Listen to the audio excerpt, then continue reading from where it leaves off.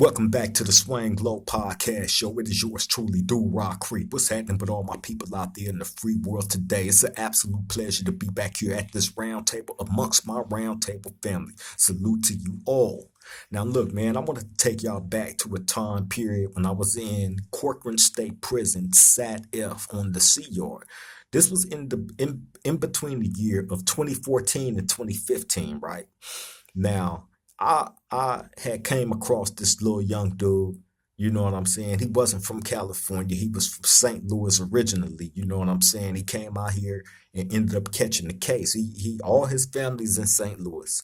He came out here and on a humbug, caught a case, you know what I'm saying, and ended up having to do some prison time in California. You know what I'm saying? So, but he had no gang ties or none of that to nobody. So he was pretty much a non-affiliate.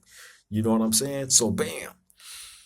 Um, we are all in the same building, in the same pod. Like I've told y'all, the 180 maximum security design prison, all the buildings are made up of three pods.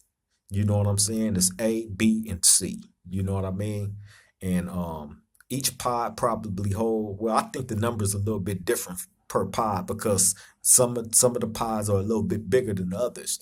You know what I'm saying? But overall, each building holds 200 inmates. So anyway, we all in the same pod, in the same building, all that. Me, this dude from St. Louis who called himself West Side. You know what I'm saying? So it was another guy there by the name of Marv. You know what I'm saying? From Bakersfield, West Side, Gangsta Crip. You know, now Marv was a weird, strange fruit. You know what I mean? He was the type of person that he got jumped on multiple times in that prison for different reasons. You know what I'm saying? And you know, his reputation wasn't really, one to brag about at that particular time period because he, found himself in just multiple different incidents with different people. Okay. This is the same person. Let me give you a little back history on Marv, right? This is the same person. This is how burnt out he is. This is the same person that begged both of his baby mamas to come see him, bring his kids to come see him, right? I guess he thought it would be player to have both of his baby mamas in the visitor room together with his kids. Well, what this idiot ended up doing was convincing one of the baby mamas, to try to um, bring him some illegal stuff, right? In which I guess, I don't know, right? I guess somehow he ended up in the possession with a big old ball of weed, right? Probably like a couple of ounces. Now, wherever he got the ball from, whether it had been from the baby mama or whoever, right? Wherever he got it from, it wasn't wrapped right. So he's in the visiting room trying to stuff this big old ball, this big ball up his butt, right? And when it don't go, he's out there in the visiting room, right? Now, mind y'all, they got cameras in the ceilings all around the whole visiting area. You know what I'm saying? And all they do, the police, is sit at their podium, right, which is at the front of the visiting room where everybody is facing, right? They sit up there and they just you'll see them looking down like this, but they're looking at a monitor and they're moving the camera all around the visiting room, right? And they can zoom that camera in on whoever they want to, right? That's sitting out there. Well, apparently they seen him, Marv from Bakersfield, who's out there with both his baby mamas and all the kids, right? He's sitting out there trying to shove this ball up his butt. And when it don't go, he would take it out. All this is in his paperwork because they filmed it. It's seen on the camera, right? He'd take it out, trying to reshape it, you know what I'm saying? Putting whatever lubrication on it and trying to put it back up there and it just wouldn't go. So I guess the last time he tried it, he thought he had it. And the fool got up to get to go out to get searched after his visit, and the ball fall out his butt. And it rolled right next to the police boot. And the police looked down like, You know what I'm saying? Like, man, get up against the wall, right? Hem him up. He like, that ain't mine, that ain't mine. The police like, I just seen that fall out your butt. So anyway, they end up arresting both of the baby mamas, took the kids, and sent him to the hole for introducing contraband of narcotics on prison grounds. Right? So bam, I ended up going to the hole like after he did, and I that's who I ended up in the cell with, Marv. So if the stay wasn't long, trust me, thank God it wasn't, because all this dude did was talk non-stop, talk. And at that time, he had a TV in there, and I just want to chill because I had just got in a fight, so I got pepper spray still on me. You know what I'm saying? I'm in there choking. You know what I'm saying? I'm in there mad, and this dude is just talking. I'm just trying to gather a peace of mind. You know what I'm saying? But thankfully, I wasn't in there with him, but like a couple of days, and then they ended up letting me out the hole. So that was my introduction to Marv, right? So, bam, fast forward to this time when we're chilling in the day room one day, and he come out his cell on one, and I remember standing out there. It was me and like 5 or 6 other people. You know what I'm saying? But one of those people was my boy Westside from St. Louis, right? So we just standing over there chilling. Marv come out on one. You know what I'm saying? And I believe he had words with somebody to the point where it was like the atmosphere in the day room was pretty tense because now everybody attention is on Marv, and you know what I'm saying? So bam, the tension is so thick to where, and oh, by the way, his cousin, Marv cousin, was there with us too. You know what I'm saying? I can't remember his name, but his cousin was there, his flesh and blood cousin. And he was one of the people that was standing over there with us. You know what I'm saying? So whatever it was that set Marv on one, it had like everything kind of tensed up. So bam, I remember him coming by us saying something, and I remember Westside looking at me like, man, if y'all give me the green light, you know what I'm saying? Like, hey, I'll run that fade with him. I'll take that with him. You know what I'm saying? So bam, I'm not tripping, right? I'm not tripping on what Marv is going through or talking about. You know what I'm saying? Because he wasn't saying nothing to me. It wasn't whatever he was dealing with. It wasn't it had nothing to do with me. So I'm just tripping on the whole scenery. You know what I'm saying? So bam, somehow him and Westside from St. Louis end up having words. You know what I'm saying? And I remember it getting so tense to the point where now they talking about fighting. So when the fighting subject come up, remember Marv cousin is standing right here. So I tell him, I said, hey, I said if they get down, let them get down, head up, don't get in it. He like, no, I ain't nah. You know what I'm saying? They grown men, they can get down and this and that. As long as it's 1-on-1, like, yeah, it's gonna be head up. If they want to run that, and then that's when I told Westside, I'm like, if you want to get that head up with him, you can get that. You know what I'm saying? So bam, he like, yeah, I want that. You know what I'm saying? So Marv like, what? He like, you want that? He like, nigga, come on, right? Marv, Marv, call him out, right? So bam, they go up under the stairs, they lock up. We standing there watching this shit like this was actually a good fight. Now, I'm not gonna lie, I'm not gonna put no extras on it or take nothing away from nobody, right? But the nigga Marv actually knew how to fight. You know what I'm saying? So did Westside. That was a good dude. They chucking them. Now, let me tell you, Marv was a good 6'3" all day, right? Marv was about 6'3", and Westside at the best probably like 5'7" at the most, right? Little light skinned dude, right? Hey, but I remember like talking to Westside and him telling me like how he grew up boxing in the gym and all this and that. How his grandmother used to, take him to the local gym out there in St. Louis. You know what I'm saying? And how he used to be in there boxing. Like he was fighting in different tournaments and shit, right? So people will tell you stuff, you know what I'm saying, like that all the time, and then you'll see them fighting this, boom, down goes Frazier, one hit, right? But no, man, these two dudes got it in, right?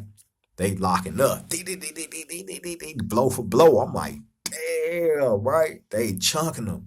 So bam, his cousin standing there watching. We all watching, right? Okay, it's a good fight. He ain't getting into none of that. Now, where it went bad, where it went bad at is while they fighting, Marv fall down. I don't know if Westside clipped him, you know what I'm saying, and made him go down like that. I can't really remember, but I know Marv fell down. When he fell down, Westside ran over and got on him and tried to kick him while he was down. That's where he messed up at right there. You know what I'm saying? Because you're not supposed to kick, or none of y'all getting in the head up fade. You know what I'm saying? Y'all get it in. You don't kick the dude while he down. You know what I'm saying? So bam. And especially you got his cousin from his hood standing right here. He green lighted the fade, but he not gonna stand there and let you kick his cousin. So once he did that, that's when the cousin jumped in. And there was nothing that we couldn't do nothing about it because he tried to kick bro while he was down. You know what I'm saying? So by rights, his cousin got to get in that. So he got in it. You know what I'm saying? Him and Marv got on him. You know what I'm saying? It wasn't really nothing, but they definitely got on him. You know what I'm saying? So bam. Now, I'm not gonna lie. I liked it Westside more than I did Marv. You know what I'm saying? And that's why when it came to the point of them, talking about fighting and all that, okay, you got the green light. As a man, like, handle that. You know what I'm saying? Because he always talk about, how he never lost a fight in this hood anyway. So we was all, I really wanted, let me see. He knew how to fight. You know what I'm saying? And he used to always talk about how his cousin, the one that was there, and one of their other homeboys tried to jump him, and he beat both of them up, right? Now, I didn't see that fight. You know what I'm saying? But I remember them getting into it and me standing there listening to both of them, and him saying how he was like, matter of fact, I got the medical reports right here, nigga, on who had all the injuries. You know what I'm saying? I didn't have a mark on me, right?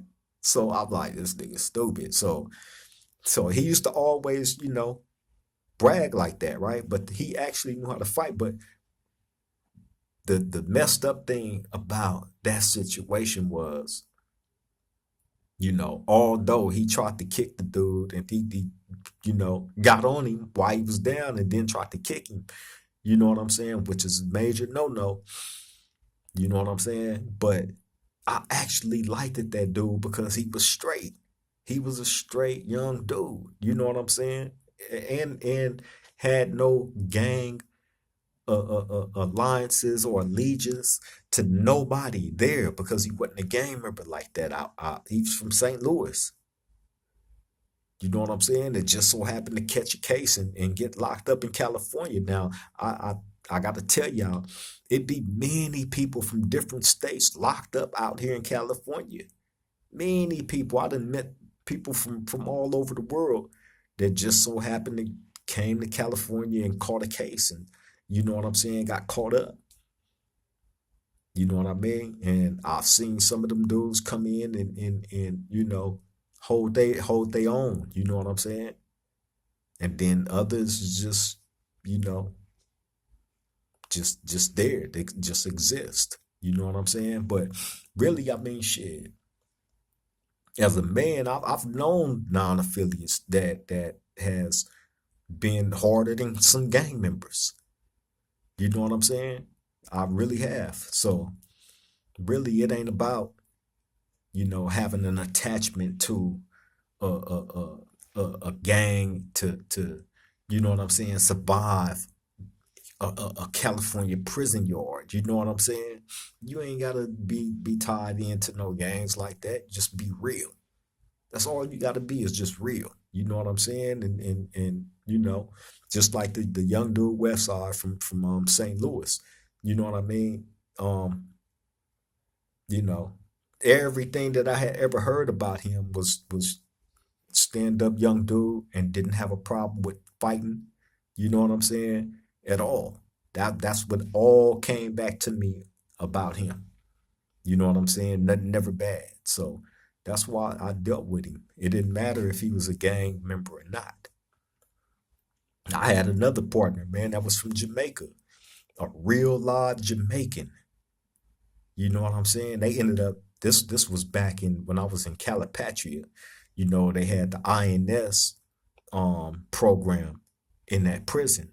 So the INS is the people that, you know, they like how Trump got ICE going on all these people right now, right?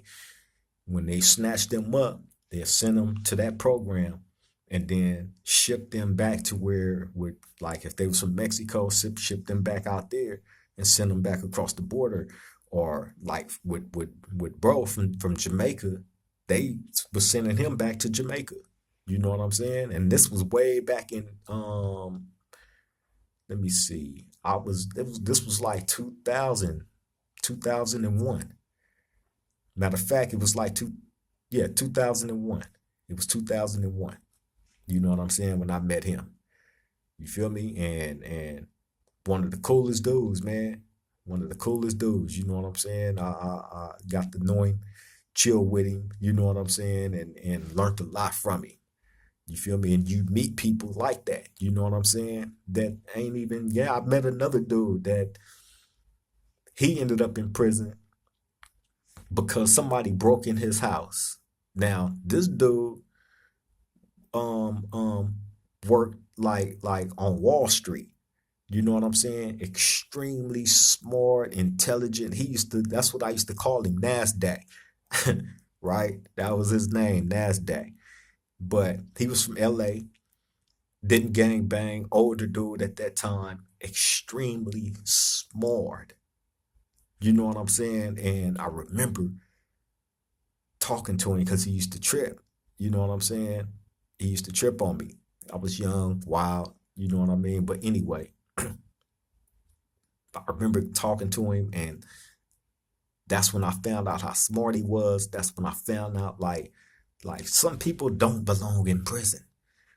You know what I'm saying? And this dude, you can tell every day that I seen him, he was tripping on being in that environment and how he ended up in that environment. Somebody broke in his house. He had a good house. I mean, a big house, a good job, wife, kids. You know what I'm saying? Pay taxes. You know what I'm saying? You know, he no gang banging history ever, nothing, right? And somebody breaking his house and he beat the dude. You know what I'm saying? And they charge him with attempted 187.